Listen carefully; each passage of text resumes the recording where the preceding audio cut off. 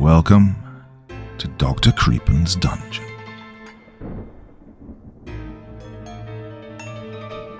Abandoned villages evoke a sense of eeriness and unease for several reasons. First, there's the silence that pervades these deserted places. It amplifies any sound, whether it's the creaking of old buildings or the rustling of overgrown vegetation, creating an atmosphere of isolation and desolation. Then there's the decaying structures, with their broken windows, crumbling walls and sagging roofs, serving as haunting reminders of the past lives that once inhabited them, hinting at tales of abandonment and tragedy. Abandoned villages exude a sense of mystery and melancholy that can send shivers down the spine of anyone who dares to explore their deserted streets, as we shall see in tonight's feature-length story. Now, as ever before we begin, a word of caution. Tonight's tale may contain strong language as well as descriptions of violence and horrific imagery. That sounds like your kind of thing. Then let's begin. I just met the lone survivor of a village that disappeared over 200 years ago. I felt nothing but utter confusion as I looked at the frail, bespectacled man standing in front of me. A bear attack? I asked again, this time with more emphasis on the name of the furry animal. The man put his hands inside the broad pockets of his lab coat and shrugged. Well, the injuries are consistent with what he told us. But doctor, I interrupted, there's absolutely no way that he ran into a bear in the middle of the desert. They can't survive in that heat. There shouldn't be any damn bears for hundreds of kilometers in any direction. With all due respect, Mr. Sabu, he sighed, I'm not a wildlife expert. All I know is that I have a patient who is the victim of an animal attack and that I have to treat him. That's it. That's really all that I care about. How that animal came to be where it was and attack your brother lies beyond my area of expertise. Yeah, I get it. I'm sorry, Doctor. It's just been a very stressful day for me, I said, running my fingers through my hair. So, can I see it? He nodded sullenly. Although visiting hours are over, we'll let you meet him for a while. But he really needs his rest, so you have to leave when the nurse tells you to, okay? We didn't wait for an answer. Now, if you'll please excuse me. And with that, he was gone, trotting down the hallway and disappearing around the corner before I could even begin to wrap my head around what he'd just told me. I peeked through the window of the room to my left and saw my brother lying on his bed, wrapped up in bandages and staring off silently into the distance. For the 100th time this night, I wondered what exactly had happened to Lakshya that reduced him to this state. What was he doing in the middle of nowhere? How did he run into a bear at a place where the average summer temperatures hit 50 degrees Celsius each year? Because again, there should be no bears in the Thar Desert. I exhaled and knocked on the door. Hey! Lakshya greeted weakly as I popped my head in. Hey yourself, I replied, and entered the room before plopping myself on a small chair beside him. How are you feeling? Like fucking Imhotep, he answered as he burst into a bout of painful laughter. I couldn't help but smile as a wave of nostalgia washed over me at the mention of the mummy. Felt like just yesterday when the three of us snuck out and bought bootleg VCDs of the Brendan Fraser movies and saw them in the common room at the orphanage, while trying to hide from the watchful eyes of Sister Mess. I'm not surprised that you do, I said, nodding at his bandaged body and limbs wrapped up in plaster of Paris. So, I began tentatively. What happened?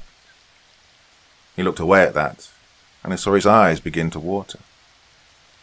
Do you not want to talk about it? I asked, hoping he would be willing to talk. I needed answers. No, it's fine, he whispered. You deserve to know. A couple of moments passed as a tense quiet settled between the two of us. So, what happened? I prodded awkwardly. I just met the lone survivor from a village that had disappeared 200 years ago, he replied in a matter-of-fact way. Excuse me, I chuckled nervously. It's going to sound unbelievable. Still want to hear it? He asked firmly. I looked at him closely, wondering whether he was under the influence of drugs or something, or was just blabbering nonsense. But his eyes were sharper than ever, and he seemed fully alert, so I had little reason to doubt him. I nodded, almost imperceptibly, and he launched into the most bizarre story I've ever heard in my life, turning my brain into a mosh pit of fear, anxiety, and confusion as he revealed more and more details of his experience. By the time the nurse came in and kicked me out, I was fully engrossed in the narrative, as fantastical as it was. I felt extremely reluctant leaving the hospital, not because I was leaving my injured brother alone, but because the story was still mostly incomplete. I couldn't sleep, so I decided to post his story here, even if no one else believes this. Oh, I know you guys will. So, here it goes. Lakshia's story as he told me. I've always been fascinated with Rajasthan. Luxurious palaces, imposing fortresses that stretch far enough to cover a small town, haunted stepwells, hypnotic dances like the Kalbalia and Ghumar, performed by stunning women pirouetting in their ornate lehengas, the enchanting wooden puppets. Oh, I could spend my entire life discovering the little quirks and mysteries this beautiful sandy state has to offer, and still not see everything. But by far, the one legend that I've been obsessed with my entire life is that of the Kuldhara village, located about 18 kilometers to the west of Jaisalmer, near the Pakistani border. This tiny little hamlet is said to have been abandoned 200 years ago, and has since acquired the reputation of being one of the most haunted places in the country. Its legend has grown famous enough to acquire a life of its own, with the government itself using it to encourage haunting tourism. No one stays in this place after dusk, whether it be tourists or government officials, and even today people from the surrounding villages speak of Kuldhara with fear. Why was this place abandoned? Was it because of an oppressive local ruler who demanded too much in taxes, as the legend proclaimed, or was it something else? I didn't know the answers to those questions, but what I did understand was how incredibly bizarre it was that there was someone from this village with proper documentation to back up her wild claims. She said her name was Kaushalya Palewal, came the whisper of one of my co-workers at SBI Bank, Jaisalmer branch. I nodded. That part wasn't at all surprising. Kuldhara was said to have originally been inhabited by Palewal Brahmins. Are you sure she's not just a nut? I asked softly. She has papers and everything, he replied, wide-eyed. I rolled my eyes. All right, send her to my office. At this point, I wasn't taking any of this seriously. There could be a multitude of rational explanations for this. Forged documents by an illegal immigrant trying to establish citizenship, someone tormenting a mentally ill woman, so on.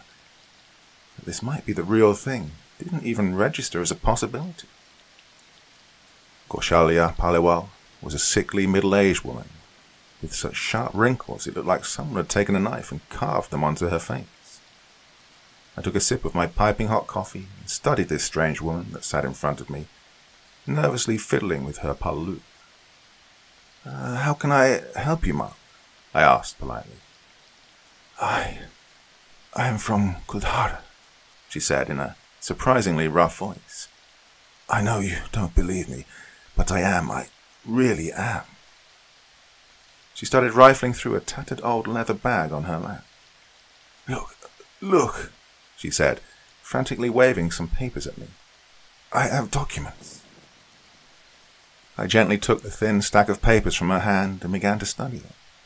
Electricity bills, property papers, voter ID card, Aadhaar card, all registered to Kuldhara, all seemingly original. Now you need to understand that as SBI employees, we regularly check for documentation of customers to provide banking services. Not to mention that we were also charged with Aadhaar card registration by the UIDAI when the project was launched on a large scale a couple of years ago. Which means that we're quite experienced when it comes to checking the authenticity of such documents. So I can safely appeal to what little authority I have attained over my admittedly short career as a probationary banking officer and say that all of those documents seem to be real, not forgeries. This woman was carrying original government documents registered to an abandoned and haunted village. My head swooned at the thought. How? What? I thought aloud. Do you see? She exclaimed. I am not crazy. It's real. No one believes me, not even the police. They threatened to file a case against me. For what? I don't know. I told them. I cut off her ramblings. You are from an abandoned village, one protected by the Archaeological Survey of India? I asked in disbelief. It's not abandoned, she chided me. I have family there, friends. It's just a normal village, not abandoned or haunted. No. What exactly happened to you? I asked. I woke up at my sister's house in Moklat, she replied. It's a village that lies to the east of Jaisalmer. I nodded. I'm aware of it. I don't know how I got there, she continued. I don't even remember going there. I went to sleep next to my husband, but when I woke up, I found myself in a strange bed. I screamed, and then this woman came running into the bedroom, claimed that she was my sister. I swear I've never seen that woman in my life. You mean you didn't recognize your sister? I inquired. She furiously shook her head. She said I've lived with her all my life. She said I never got married, never had kids, refuses to recognize that I have a family of my own. She thinks I've gone mad, but I have these documents. When I woke up, they were just right under my pillow, just like they have been all my life. How did it happen, if I'm just insane? Well, these documents could possibly be forged, Mom. I answered as softly as I could, not believing myself. Why would someone in her position possess such high-quality forgeries, if they were, in fact, forgeries at all? My memories are real. My kids, they're... She looked at me, exasperation etched on her face. She stood up, pulled up her sari, and exposed her midriff to me. Well, Ma'am, this is entirely inappropriate, I spoke hastily. Look at this. Look, she said, angrily jabbing at the stretch marks on her belly. Does this look forged too? Tears began to form in her eyes. I carried my children in my own womb. No one can tell me they're not real. There was a small, adventurous part of my soul that was almost wanting to believe this woman's tale. Goosebumps began to form on my body as this woman's conviction pulled me in, forcing me to acknowledge her lived reality. Did you try going back? I stuttered. To your house? She nodded. I snuck out of my sister's house and caught a bus. She then went silent. It was abandoned, wasn't it? Her head bobbed again. I don't know where they are, any of them. I don't know whether they're safe or not. Please, please believe me. She begged. Her voice cracked and she started sobbing. I left the room to give her some space and walked out with my empty coffee cup. Shyam, the co-worker from earlier, found me right as I exited my office. You speak to her? He asked. Yeah, it's freaky, I admitted.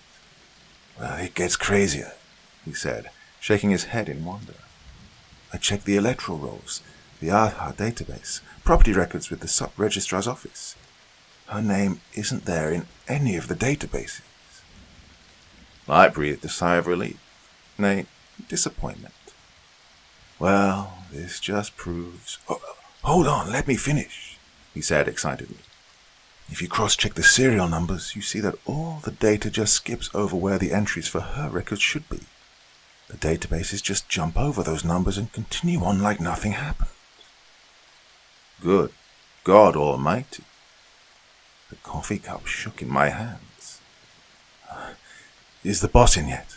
I asked, craning my neck to look at the manager's office. Yep, just came in, he replied. Okay, I said, and turned around and walked into my boss's office after giving my cup to one of the cleaning staff. It could be a clerical error, he said when I told him the whole story. A clerical error? Yes. He scratched his beard as he mulled over this strange situation. Maybe a tiny settlement near the actual village got wrongly classified as the village itself. Maybe she's got dementia or something and has forgotten where her home actually is. What about the missing records in the databases? I countered. Some problems with the digitization of data, he offered. I wasn't convinced by that explanation. And a sister who refuses to acknowledge her past? People do strange things for inheritance, including gaslighting relatives, he answered. You wouldn't believe the kind of stuff I've seen in my career.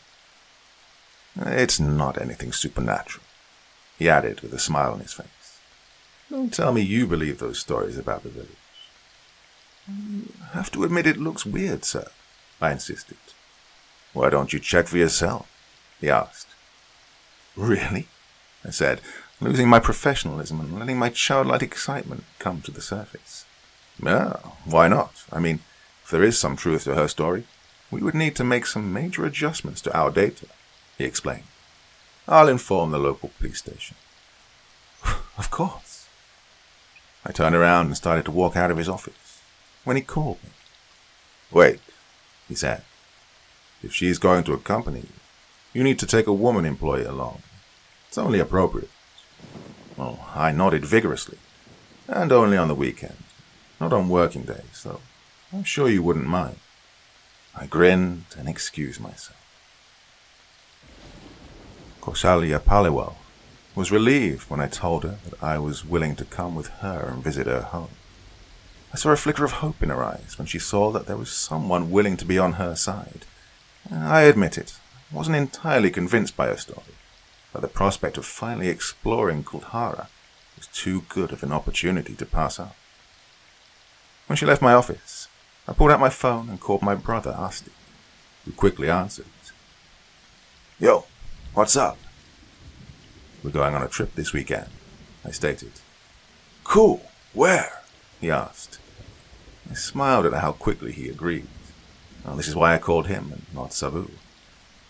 Kuldhara, I replied. I'm sure he could hear the happiness in my voice. Oh, finally, he laughed. So, what happened? Why now? I gave him a quick recap of the day's events. He whistled. Well, that is as good of a reason as you can ever get to visit one of the country's most haunted places. Absolutely. Oh, I'll pick you up on Saturday morning then, he said. We're taking my jeep. I soon said my goodbyes to Asti and set about the task of finding a woman colleague to go along with me for the trip. But I didn't have much luck. No one wanted to spoil their weekend to go on a goose chase with me. I didn't have to worry much about that, however, because the next morning there were 2 more strangers waiting for me at the office, further adding to this strange turn of events. Hi, I am Ritu Megwa. I'm a journalist with The Guardian. She was young, mid to late 20s, and had a small circular birthmark on her neck, just above her collarbone. I took her government-issued press ID, gave it a quick look, and handed it back to her. This is my colleague, she said, pointing to the muscular blond man sitting next to her. Chekhov. Anton Chekhov, he said in a heavily accented voice that gave me a bone-crushing handshake. I grinned. My grandma was a big fan of him. He smiled sheepishly. So, what can I do for you two? I asked, jovially. We hear you're going to Kuldhara, along with a woman who claims to be from there, Ritu answered sweetly.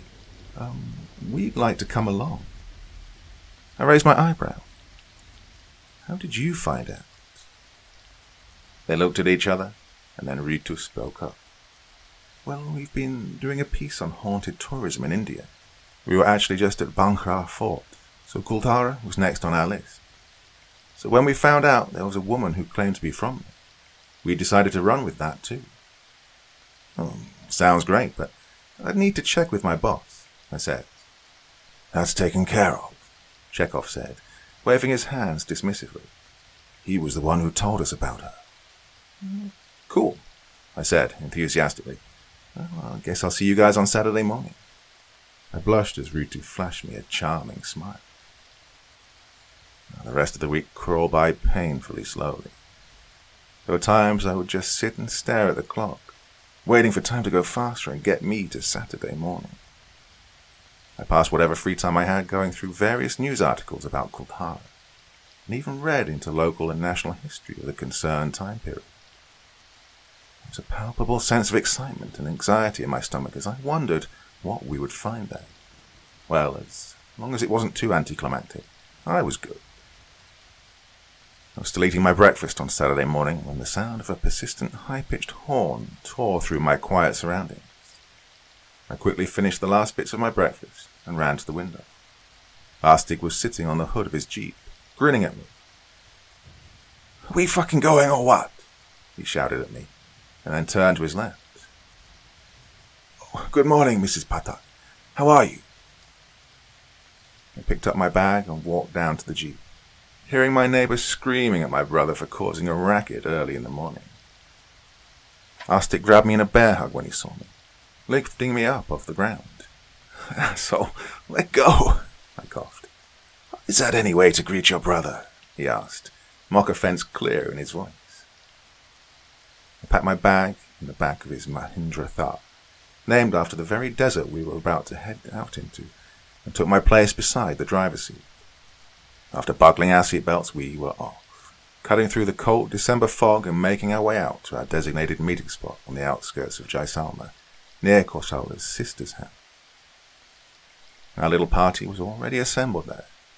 Chekhov was drinking tea from a small glass, while Ritu seemed to be interviewing Kausalya. There were two more people there. One was presumably the driver of the taxi our journalist friends had hired, and the other was Sundar Chauhan, from the Archaeological Survey of India, in charge of the Kuldhara village. "Hey, good morning." I gave a general greeting to everyone in the vicinity. "This is my brother, Asti." Chekhov walked towards him and shook his hand. I saw his knuckles turn white. You, sir?" Asti nodded. "I can tell," Chekhov said gruffly. "So, are we ready to go?" I asked. Ritu signalled at me to give her 2 minutes as she continued to talk to Kausalya, so I strolled towards Sundar Chauhan from the ASI.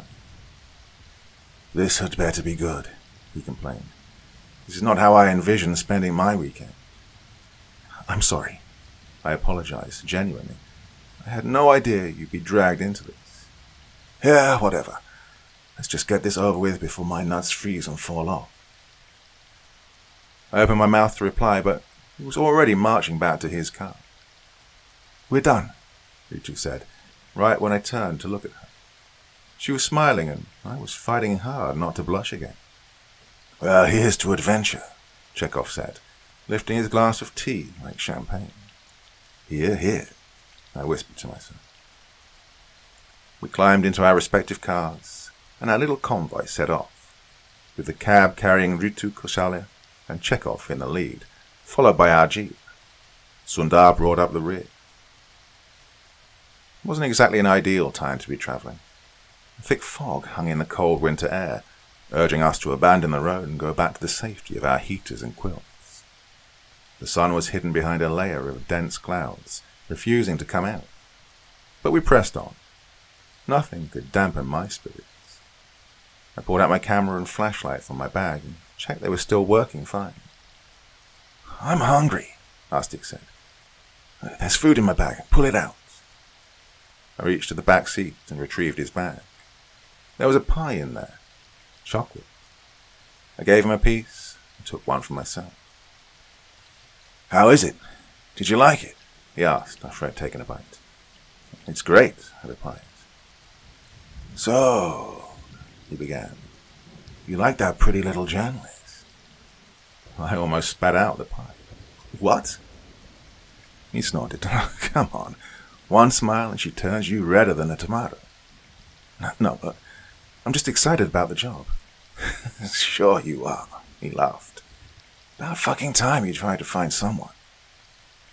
The asphalt soon gave way to a dirt road as we began to enter the Thar Desert proper.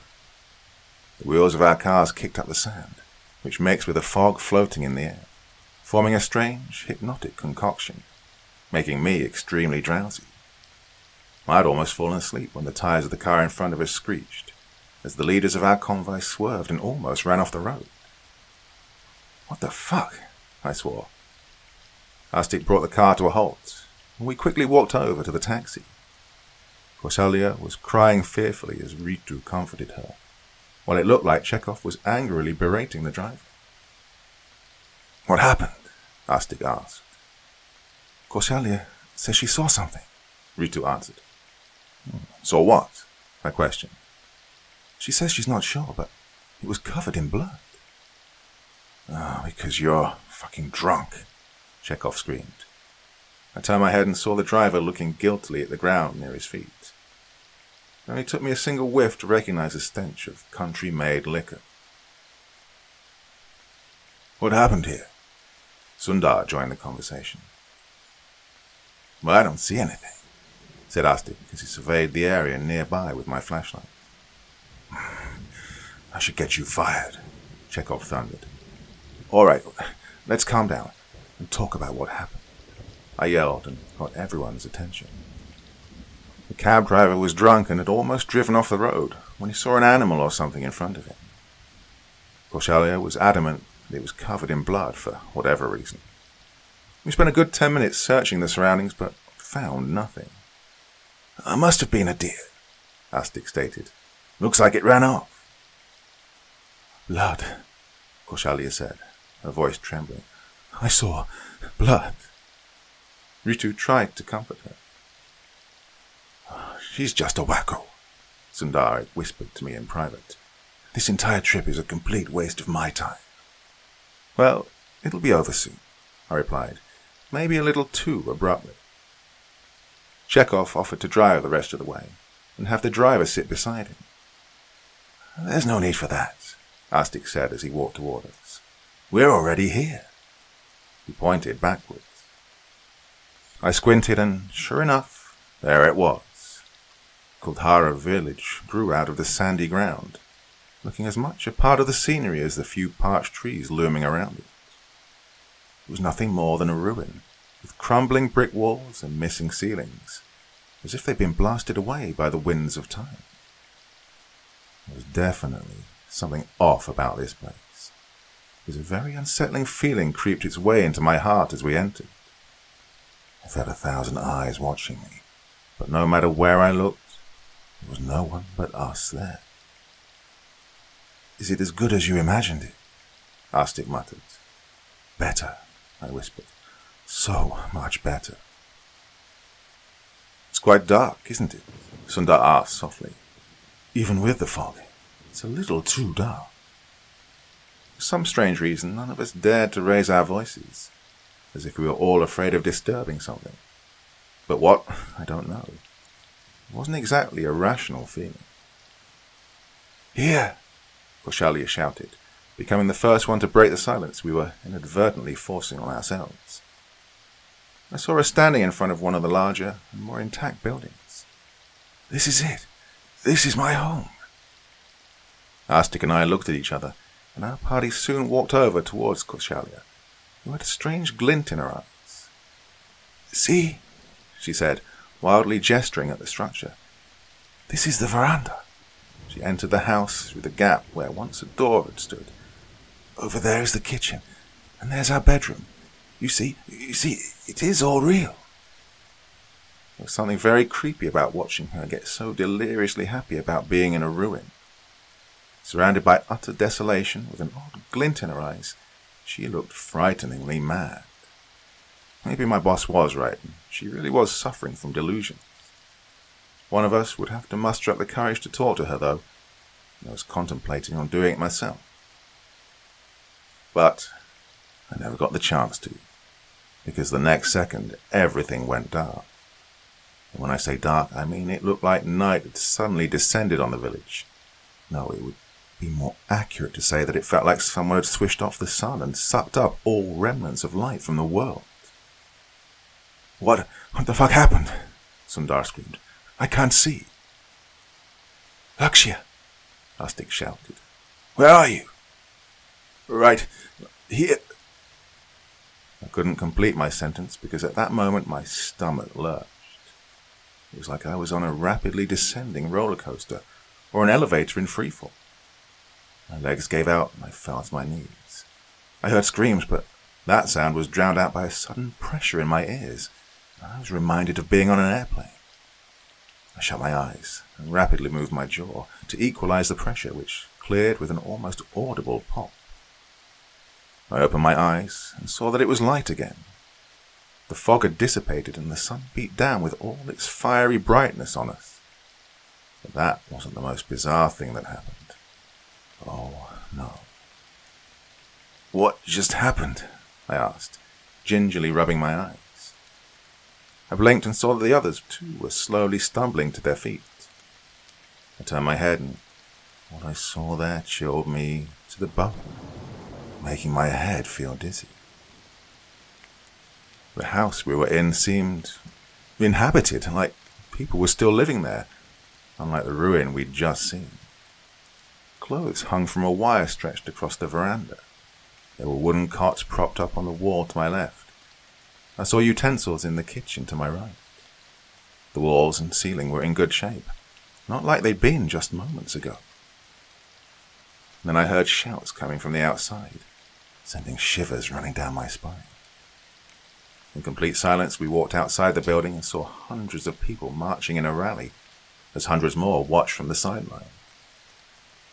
It was a political rally, with participants carrying the posters of the politician By Mandahrk, who served as the Chief Minister of Rajasthan from 1993 to 1998, becoming completely irrelevant thereafter, before dying in 2010. My blood ran cold as the realization sunk in. I could see the wheels turning in the eyes of the others, and saw that they too were thinking the same. We had somehow travelled at least 20 years back in time, and arrived at a densely populated village that was supposedly abandoned 200 years ago. Like me, are you sometimes short on time? Do you sometimes feel you're too busy to plan healthy meals or prepare anything from scratch? Are you really looking after yourself? Do you find that sometimes you fall back on less healthy habits like caffeine or sugar for your energy rush? Or when you just need to focus? Well, you know what? You're just like me, or how I used to be at least. Now, one thing that's really helped me with all this is AG1. It's basically solved all of these problems for me. I'm able to get something delicious and very nutritional in a fraction of the time it might take me to prepare a healthy meal. In the months that I've been taking AG1, I found it has many benefits for me. Let me just give you a little bit of background. AG1's a comprehensive and convenient blend of over 70 vitamins, minerals, and other ingredients, including gut-friendly bacteria, antioxidants, high-quality mushrooms, and more. Just one scoop of this once a day contains the nutrients that I need to support my mental performance, my energy, my heart health, and immune system. So let me tell you a little bit more. I think it's definitely improved my mental performance. Well, AG1 supports sustained focus without a coffee crash. Pantothenic acid supports my mental performance, whilst folate and niacin help me to reduce tiredness and fatigue. What's more, AG1 provides nutrients that make sure energy gets where you really need it. Minerals like copper, chromium, and phosphorus help to unlock the energy from your food. Then there's the immune system. AG1 is basically your healthy dose of vitamin C, zinc, and more to support overall immune health. What I really like best about it is its simplicity, its comprehensiveness, and its convenience. We all know nutrition can be complicated. You're constantly told to take 1,000 different supplements and do 1,000 different things to be the best version of you. Well, AG1 takes all that away. Over 70 carefully selected ingredients in one scoop once a day really is that simple. So if you want to make life easier, if you want to replace your multivitamin and more, start with AG1. Try AG1 and get a free 1-year supply of vitamin D and 5 free AG1 travel packs with your first subscription. All you need to do is go to drinkag1.com/Creepen. Again, that's drinkag1.com/CREEPEN. Check it out now. Part 2. after the suffocating silence that we'd suffered through in the crumbling ruin of a village. The noise of the political rally happening right in front of our eyes was just deafening in its intensity. Seeing the face of the long-dead leader plastered on the cheap posters fluttering in the blistering hot air was all the confirmation we needed that we had indeed travelled back over 20 years in time. But the average human mind does not have the requisite tools to deal with such extraordinary changes as quickly as a situation like this demands. So it wasn't all that surprising that our first attempt at verbalizing our thoughts went something like this. "What in the actual fuck?" whispered someone next to me. Who, I honestly couldn't tell. My brain was short-circuiting at the moment. "This can't be real," I found myself speaking, though it didn't feel like I was moving my mouth of my own volition. Is that what they call an out-of-body experience? "It's just a dream. Just a dream. Just a dream." That was Sundar. I vaguely recognized his nasal voice, with its pitch raised even higher than normal due to panic and fear. The drummers in front of the rally, who were adding a sense of mirth and celebration to the event, were getting closer and closer, with the sound of those drums assaulting the ones in my ears sharply, bringing me back to the present. People danced in a manic stupor next to the drums as firecrackers were set off somewhere near them. Truly the most surreal thing I'd ever seen in my life. "Excuse me, who are you?" someone behind us shouted loudly. We turned around and saw a younger Kausalya Palawal, looking at us with confusion and suspicion in her eyes. Oh yeah, if we've travelled back in time, of course we're going to run into her. The wrinkles were gone as if they'd been washed away by youth, and she moved with a certain grace that was missing in her older self. Our Kausalya, older and greyer, couldn't hide her surprise and gasped audibly. Thank God for Astik's quick thinking. He quickly got hold of her arm and yanked her off to the side, outside of the vision of her younger self. "We're journalists, Mum." Ritu stepped up from somewhere off to my right and quickly flashed her press ID. "Here to cover the election campaign." "Well, you can't just enter people's homes without their permission," Kausalya retorted, before slamming the rickety wooden door shut in our faces. "That door wasn't there 10 minutes ago," I observed stupidly. "You mean it won't exist a couple of decades from now?" Astik remarked, a visibly shaken Kausalya next to him. "Or it never existed at all? Oh, I'm confused." "So, how exactly did this happen?" I asked. "Anyone have any ideas?" "Should we really be discussing this out in the open?" Chekhov asked. "Let's go find a quieter place to talk." "What? No!" Sundar exclaimed. "What if we miss the chance to go back? What if whatever brought us here happens again and we just happen to miss the train?" "We don't know how this time travel works," Astik pointed out. "And how long are you going to wait right at someone's doorstep anyway?"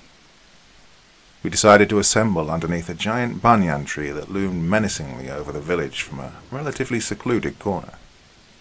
A little off to its side was a giant stepwell, or baoli, that plunged down about 10 or so meters into the ground. Ornate sculptures were carved into all 3 levels of the stepwell. I peeked and saw a group of kids laughing and playing in the tank at the bottom. "So," I began, "anyone wants to make any guesses as to how we move back in time? Anyone wants to Doctor Who this shit? Well, I'm all ears." "It could be a wormhole of some sort," Astik offered. "World goes dark, then a sudden pressure on our bodies, and bam, we're in 1998. "We need to tell the authorities," Sundar said. "Some scientist somewhere can help us go back to our time, I'm sure." "Ah, sure, Sundar. Sounds like a great idea," Astik sang. "Oh, hello, sirs. Could you please send us back 20 years into the future?" He put his hands up mockingly. "Wait, what are you doing? Why are you locking us in the loony bin?" Sundar glared at him. "And maybe if we leave, we'll miss our chance of going back," Ritu added. "I can see how standing close to that house all the time might be a bad idea, but completely abandoning it doesn't sound sensible to me either." "Time travel, I said wistfully. Damn, we're at the precipice of quite possibly the most important scientific discovery in mankind's history. Do you guys understand how important this could be? The whole world could change. Fuck, I have goosebumps just thinking about it. Let's not lose sight of the fact that something terrible is going to happen to this village that'll result in it being abandoned, Chekhov cautioned. Yes, Kushaila piped in. Please, save my village from whatever terrible thing is going to happen here. Has happened, Astik corrected her. Back in the 19th century, remember? How did that happen? Sundar asked, and Astik shrugged in response. None of us had any reasonable answer to that. Time travel was extremely confusing. So, what next? Ritu asked. We need to find a place to stay in, I replied. We also need to keep an eye on Koshaila's house for any possible disruptions in space-time. And we need to talk to the people in this village about anything strange happening here. People disappearing, moving back in time, Astik added. We split up into groups. Astik and I decided to go and talk to Kusaila's husband, who is the village sarpanch, a head of the elected village government, and find us a place to stay in.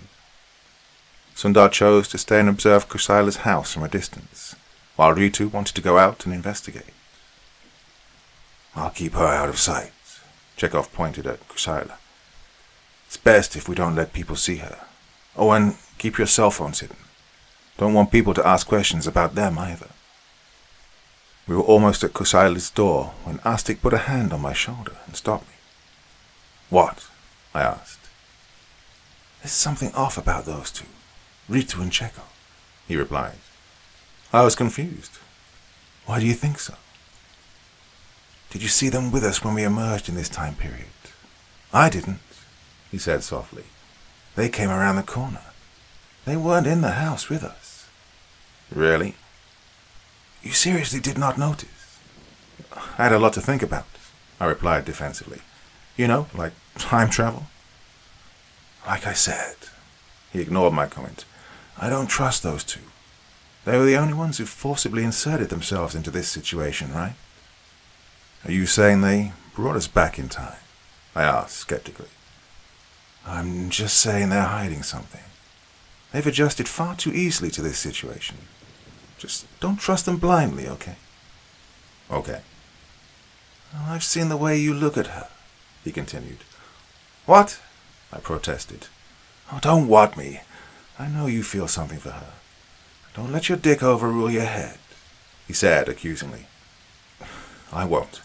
I promise. The look he gave me told me he didn't believe me at all. All right, let's go.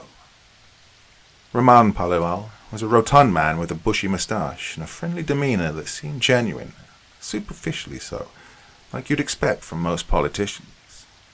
He regaled us with tales of his youth when he walked with J. Prakash Narayan against Indira Gandhi's tyranny, while his younger wife served us tea and biscuits. We tried hard to ignore young Koshaila. It was too bizarre for us to be in her presence. I've always been a huge fan of journalists, he said, amidst peals of hard laughter.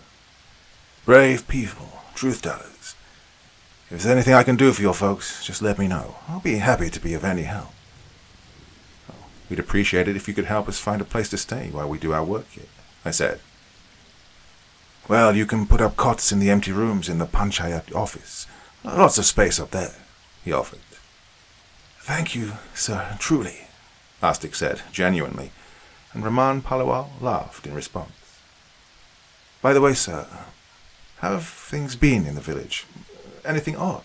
I asked, earning a quick kick to the shin from Astik. Odd? Raman looked confused. What do you mean? Oh, have some kids been telling you strange stories? Please don't believe them. There's nothing wrong with this village. It's just a bunch of stories. Astik and I quickly exchanged a look. Raman Paliwal was too insistent here, further raising our hackles. And we said our thanks to him and left his house, to find Sundar having an animated conversation with Rathor, Ritu and Chekhov's taxi driver. Holy shit, Astik muttered. Completely forgotten about him. Looks like he came with us too. And he wasn't anywhere near the Palabar residence, was he? I thought this would have pretty much destroyed our theory of a localized wormhole, but it didn't. We learned that he was sitting in his car when he suddenly started feeling scared, like someone was stalking him from the shadows. So he decided to follow us and ask us if we needed water or something. As he entered the village, he heard our voices, then lost his vision. When he came to, he found himself smack in the middle of the political rally. One look at the protesters, and he understood things were terribly wrong, but the actual truth wasn't something he could even have imagined. Now he was hell-bent on leaving the village and heading towards his home. "Please, sirs," he begged, with his hands folded and tears running down his face. "If it is true that we are back in time, you have to let me leave. My wife and kids might still be alive. I can protect them, or at least warn them." He told us that in early 2009 he'd taken his family to Haridwar for a pilgrimage. The bus they were in was traversing the mountainous roads of the Himalayan foothills when it went off a cliff. He was the only one from his family who'd survived, and found refuge from his pain and grief in the bottle. Seeing that he had a chance to change his past lit a fire in his belly. And we tried to convince him it was a bad idea to act rashly, but he wasn't going to listen. We finally got him to agree to wait for the group to get together, and to then make his decision after a round of thorough discussion. The Panchayat, as the Institute of Rural Self-Government is known in India, had an office bang in the middle of the village, a couple of 100 meters south of the banyan tree where we'd held our meeting after first coming here. Time had not been kind to this building, for where we came from there wasn't even a trace of it left. We put our bags in the empty rooms above, arranged our cots, turning the rooms into 2 makeshift bedrooms. Ritu, Chekhov, and Kushaila soon joined us there. "So, you find anything out?" I asked. She nodded. "The kid said a friend of his was attacked by a bear when they were out playing cricket at dusk." "A bear?" I asked. "In the desert?" "Yeah," she answered. "It was dragged off the kid and disappeared into the darkness. But that's not even the strange part. When his friend came back to the village with a tattered body and bloody piece of his friend's shirt, he found him in front of the school, walking back to his home. Not a scratch on his body." "Good God," Sundar whispered. "The kid who was attacked says something similar. That it wasn't him, but his friend who was attacked, and he found him near their school. He too had a tattered and bloody piece of his friend's shirt," she said. Astik groaned. "I'm gonna get a fucking headache." "We need to get out of here. Something's not right here," Sundar said softly, and I could see his body tremble in fear. I could somewhat empathize with that sentiment. "We need to be very careful with what we do from now on," Chekhov said. "Who knows what we might end up triggering. We are already messing with time simply by being here. And on that wonderful note, our friend Rathor here has something to say," I said, and then told them about what he wanted to do. "That's a terrible idea," Ritu said. "I agree," Sundar added. "I vote no." "Me too," Chekhov chimed in. "Well, that's great and all, but it's not a democracy," I said.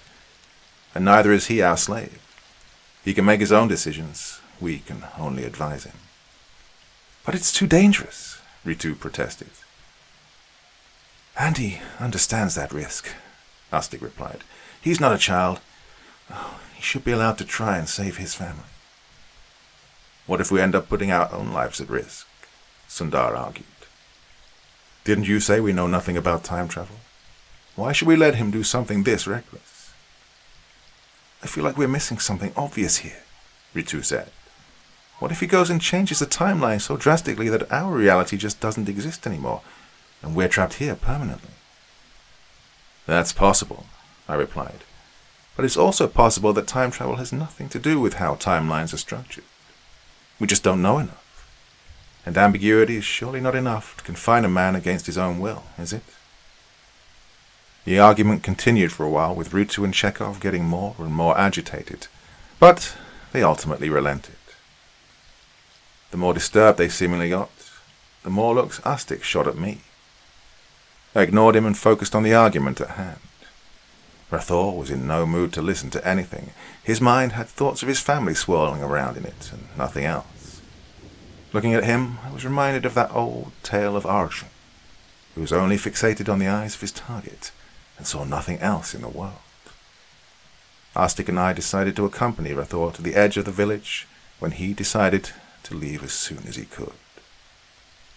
"I'll walk to the nearest bus stop from here," he said, his eyes wet and a wide smile on his face. "Thank you for sticking up for me. Thank you so much." "You're welcome," Astic smiled back. "Now, go save your family." "I will. I'm sorry again for almost crashing the car. It was only because I lost them that I picked up alcohol.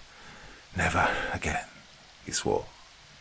And with that, he turned around and walked out into the sunset towards his happy ending. Or that is what I wished had happened. But it didn't. The world has a strange way of fucking us over and making us doubt our decisions in the most hideous manner possible. I would come to regret letting Rathor walk away without voicing my concerns adequately. Rathor never got to save his family. He never got to understand how or why he ended up where he did.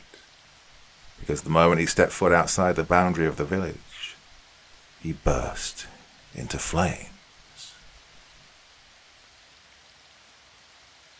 Part 3.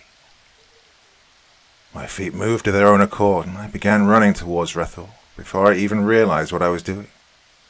The dazzling orange flames that licked at his skin, the crackling of his bones, and the stench of his mouldering flesh hypnotized me, pulling me in like the Pied Piper.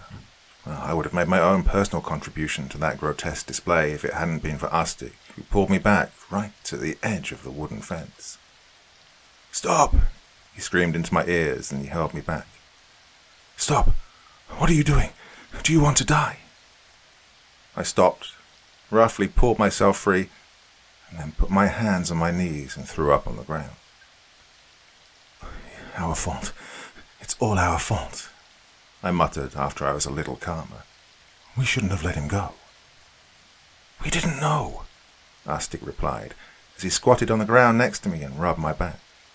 "How could we? None of this makes any sense. We're groping around in the dark here." I willed myself to look at Rathor again, maybe to confirm that what had happened was real and not just an hallucination. I wish I hadn't. There was no trace of him, not even a single fleck of bone or ash was visible. It was like he'd vanished into thin air.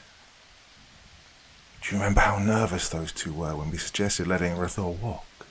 Astic asked. "Almost like they knew this would happen." "Really?"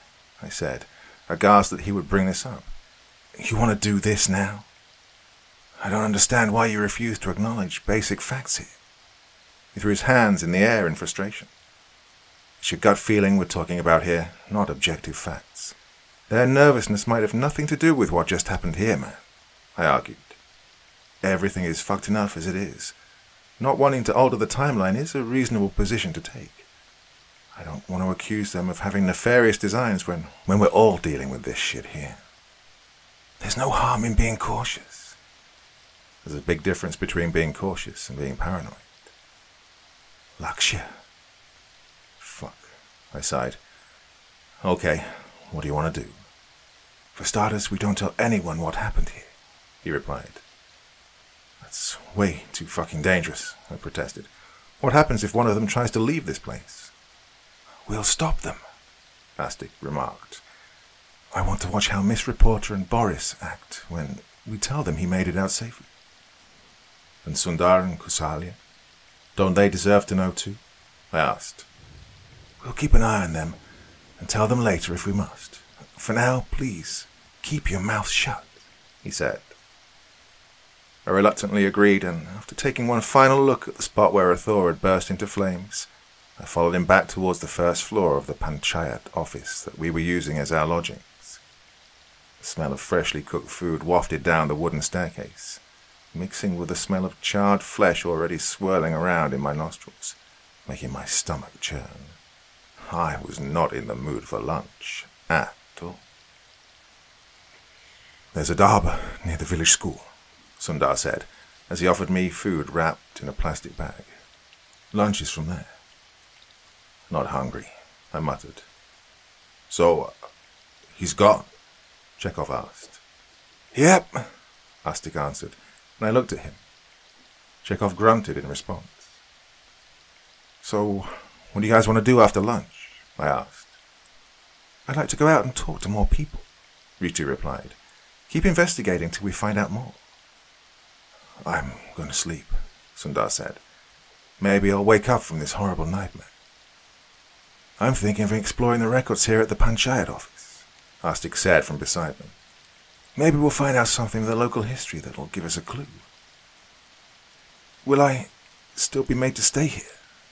Kaushalya asked. Please cooperate, Mom, Ritu said. We're still in unknown territory. There was an unspoken but almost tangible tension in the group as we silently ate lunch. Astik doubted Ritu and Chekhov, and they sensed that but didn't say anything. Add to that the stress of the situation and Rathor's death that weighed heavily on me, it wasn't a pleasant experience in any way. Afterwards, Astik and I went down to the Panchayat office, where there were already a couple of people present, going about their jobs without a care in the world. The sense of normalcy being exhibited here in the midst of the insanity that we were going through seemed incredibly jarring. I opened my mouth to ask Astik what exactly he wanted to do, but before I could say anything, he pulled me off to the side. I want you to follow Ritu, he said. Don't be spotted. Keep a safe distance, but tail her. Find out where she's going and what she's doing, okay? You know, this is a job that you're suited for, I pointed out. What will you be doing in the meantime? Well, I'm going to distract Chekhov and go through their luggage, he answered plainly. Holy shit, dude. That's a massive breach of trust, I said. I hope you know what you're doing. On the contrary, it may help us build trust if I find nothing suspicious.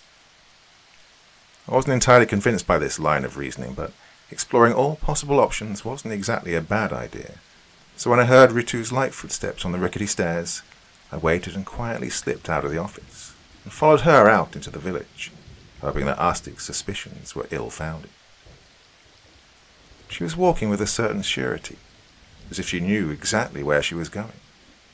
That made it easy to follow her, since getting spotted would have been much easier had she been meandering around without a goal in mind. Brick houses gave way to temporary mud and wooden structures that looked ready to collapse under their own weight, and the dirt road got narrower and more unkempt as we entered the poorer sections of the village. I watched surreptitiously as she knocked on a tiny, dirt-covered shanty with a tin roof and entered after someone welcomed her. What in the world? I took a couple of steps back and grabbed the first person I found. Excuse me, I said. Who lives over there? I asked, jerking my thumb at the house Ritu had just walked into. Oh, there. Don't go there, sir. The Shamars live there, he replied in a matter-of-fact way. My mouth dropped open at the casual usage of such a casteist slur, but I quickly composed myself and thanked him for the help. Of course, I was in 1998 in a backward rural area, so it shouldn't be a surprise that I was running into casteism and anti-Dalit hatred. It was still a shock to see someone express it in such a blatant manner, but I guess that's just the result of the differences in our respective social environment. Oh, he added, I would especially avoid going to that house, sir. Some of the villagers here believe that the woman who lives there is a witch. A witch? I asked, disbelief clear in my voice. Yes, she hurts people for fun. I nodded and walked away. Intellectually, I'd always been aware of lower castes being targeted with accusations of witchcraft and black magic, and then harassed for it, but to experience it firsthand was another matter entirely. I ducked behind a motorcycle parked in front of a house that was situated on the invisible boundary separating the localities of upper and lower caste people of the village, and began waiting for Ritu to come out. It was quiet for a while before she came out, looking frazzled. I was so close to her that I could see that circular birthmark on her neck, and scampered off to a safer distance. My decision was proven right when she walked past, inches from where I'd been hiding. After she was but a small dot in the distance, I decided to go to the hovel myself. "Yes," a middle-aged woman greeted me when I knocked on the flimsy wooden door. "What can I do for you?" "Hi, I'm a friend of the woman who just came by," I said. "Ah, that." She smiled gently. "Are you here to convince us to leave this village too?" So that's what she was doing. Troubling. "I already told her this is our home. We can't leave. No, we won't leave," she continued. "That's not what I'm here for, Mum," I said, thinking quickly. "I'm actually writing a report on how Dalits are treated in rural areas. Would you like to talk about it?" "What can I say that educated people like you don't already know?" she said sadly. "They don't let us draw water from the village well. We have to walk 6 kilometers every day to get water to drink. They beat us if we so much as let our shadows touch theirs. Oh, I wouldn't wish our lives on our worst enemies. But where else should we go? No place in this world is safe enough for people like us, especially not places we can afford to go." "That's unfortunate, Mum," I said softly. "I wish things were different. Maybe one day they will be." She smiled sadly at that. "Who's that, Ma?" came a squeaky little voice from the back. Seconds later, a short, mousy little girl emerged from the back and wrapped herself around the woman's legs. "And you might be?" I asked. She didn't reply, just smiled shyly. "That's my daughter," the woman said, patting her child on the head. "And what is your name, young lady?" I asked politely. "Tell him your name," the woman prodded. "Ritu," the child said. "My name is Ritu Megwal." I noticed the circular birthmark on her neck, and my knees almost gave out. I was pretty much in a trance after that. I don't remember walking away from that house, though I believe I did excuse myself politely. I don't remember any of my journey back to the Panchayat office. The next thing I do remember is Arstic gently shaking my shoulders. "Hey," he looked worried. "Are you okay?" "Yeah," I said. "Yeah, I'm okay. You find anything?"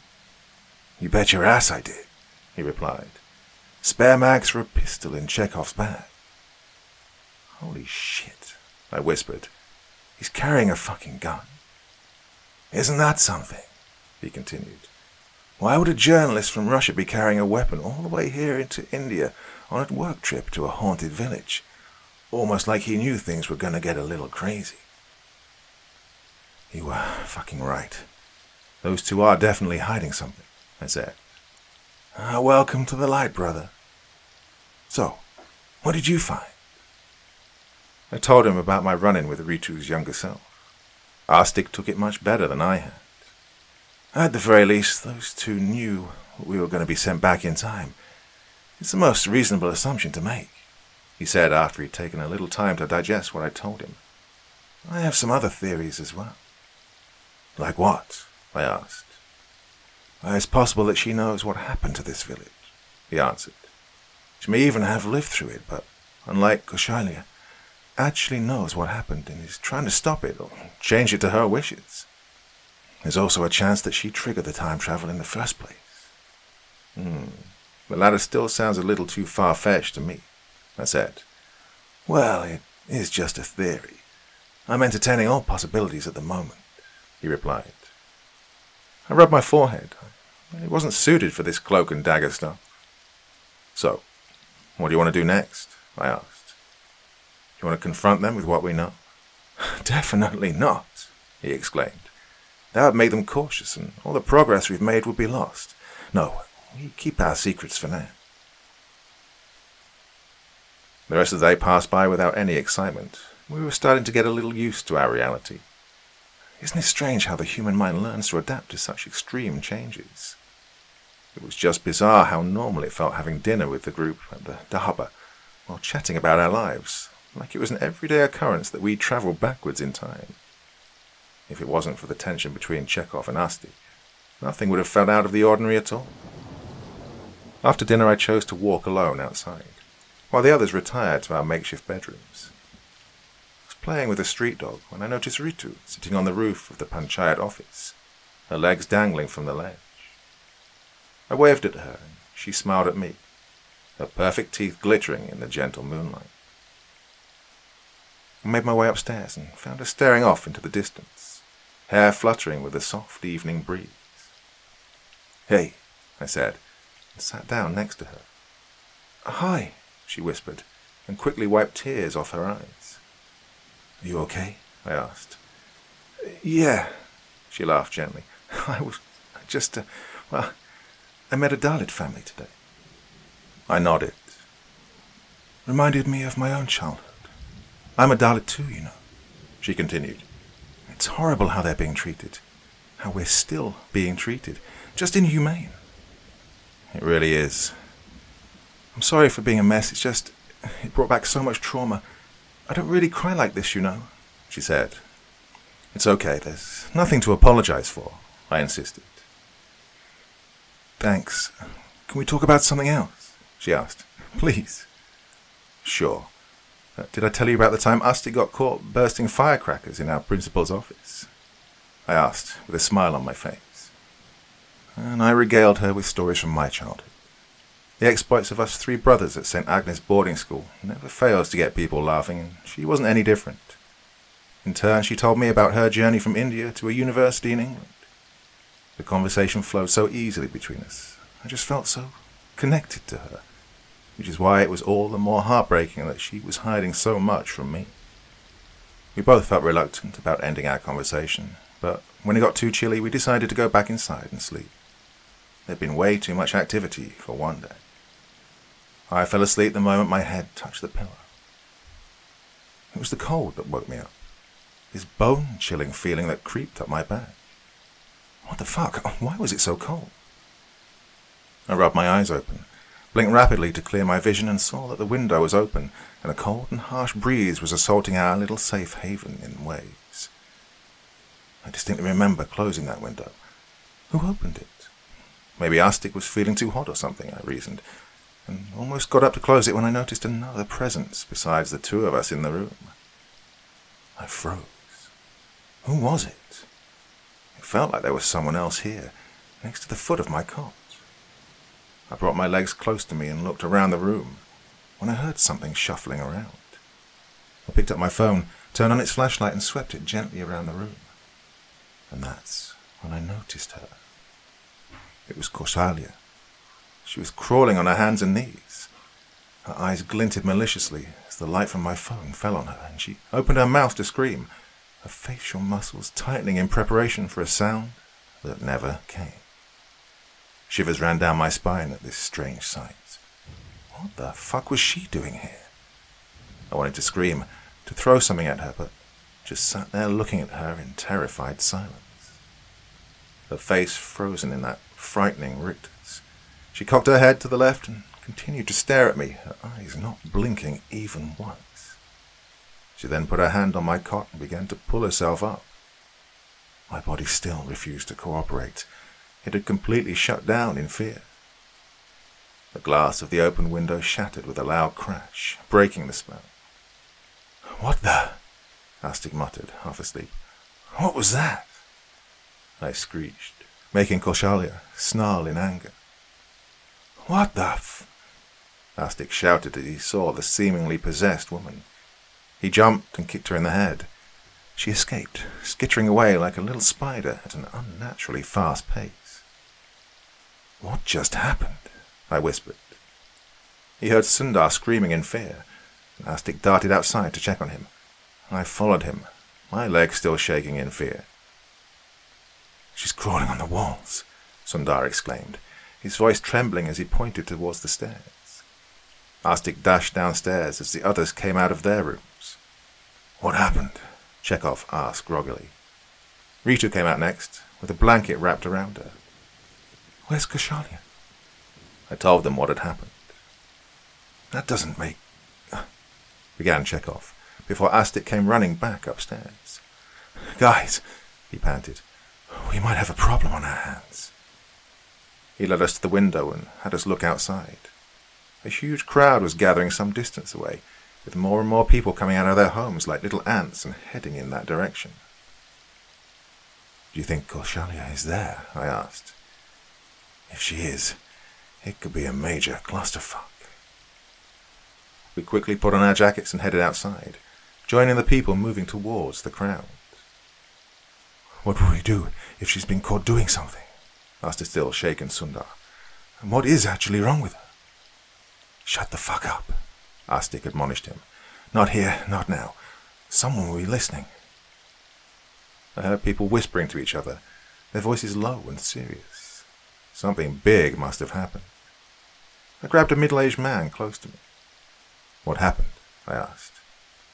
"Someone died, they say," he replied. "Who?" I asked. He shrugged. I looked around at our surroundings and started to get more and more scared as I realized we were heading towards Ritu's family's house on the outskirts of the village. I breathed a sigh of relief when, after a couple of minutes, we passed that house by and continued to head outwards before coming to a stop. "Who killed him?" I heard dozens of variations of this sentence as I pushed my way to the front of the crowd. Nothing could have prepared me for what I saw there. Lying on his back, his head facing the sky, and bits and pieces of brain matter leaking out, was the corpse of Sundar Chauhan. It was an extremely frightening sight. I imagine it must have been worse for Sundar, who was stood staring at his own corpse, with his mouth hanging wide open. Art 4. "Look!" someone screamed. "It's him! He's alive!" I could feel the people around me staring at us, their gazes hot enough to sear our very skins. The muttering around us began to grow in intensity, till it started sounding like a swarm of angry bees. Sundar was oblivious to all of this. He was that fixated on his corpse lying on the ground in front of him. "We need to get out of here," Astik whispered. "Like, right now." "It'll only make us look more suspicious," I shot back. "More than this?" he asked angrily. "It's black magic," another voice shouted. "We're all going to be killed." "Hey, wait," I raised my voice. "We're just as shocked as you are, okay? Sundar here was with us the whole night." I could feel the tension diffuse a little, but not enough. This crowd was still extremely riled up. One wrong move and they'll bring out their pitchforks and torches. "Please, everyone, calm down," Chekhov said. "Hey, maybe the foreigner did it." This time I saw who shouted. It was a young woman, early 20s maybe. "You need to be silent, Anton," Ritu scolded at him, her voice cracking. "You'll only make this worse for us." "Exactly. Give a frightened and angry mob an outsider to vent their anger at, and they'll happily go all savage. But why was Ritu on the verge of a full-blown panic attack?" Astik stepped forward and covered dead Sundar's face with his jacket, while I put my hands on the shoulders of the Sundar standing next to me. "Come on, let's go," I said gently. "We should call the panchayat to discuss this," said an old woman from somewhere behind me. "What's the need? We all know who did it." Someone stepped into the circle everyone had formed around the body. "It's the witch. It has to be." It was the same person I'd run into while tailing Ritu, the man who had used the casteist slur. "I warned you not to go to her," he said, looking oddly smug. No, Ritu said, looking like she was in a daze. "Not like this. Not today. It wasn't supposed to be today."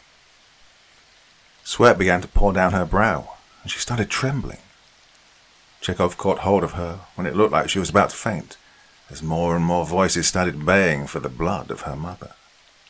"That woman will ruin us all. We need to stop it now. Kill her. Burn her." "Where is she? Bring her out." I felt the mob's anger shift. It was now being fully directed at Ritu's mother. They began peeling away from the spot and started making their way towards Ritu's house, who was sobbing openly at this point. It started to dawn on me that she'd known all along that this would happen. That's why she tried to warn her parents to leave the village. How that tied in with the larger story of the village's ultimate fate was still beyond me. "We have to do something," I said. "They're going to kill her." "There's no stopping that mob now," Astic replied. "We need to leave," Sundar shouted. "Enough is enough. We need to call the authorities. Things are way too fucking dangerous.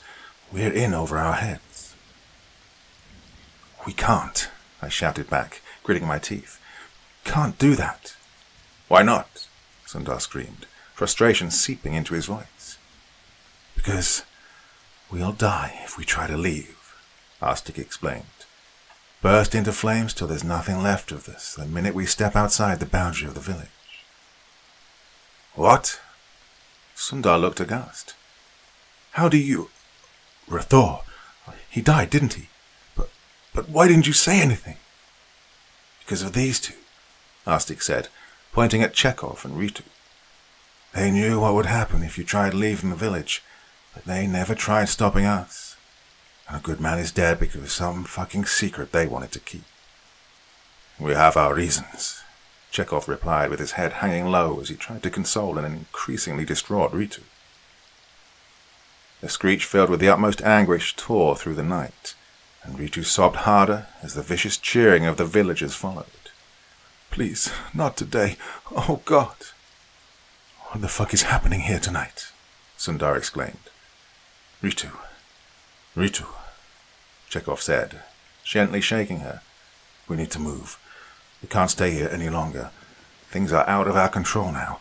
We need to go." "Wait a second," Astic said in an accusatory tone. "You even know how to leave this village? Oh, fucking hell." "Astic, please," I pleaded. "It's not really the time." Something horrific was going to happen to Ritu's family. Now was not the time to be picking a fight with her.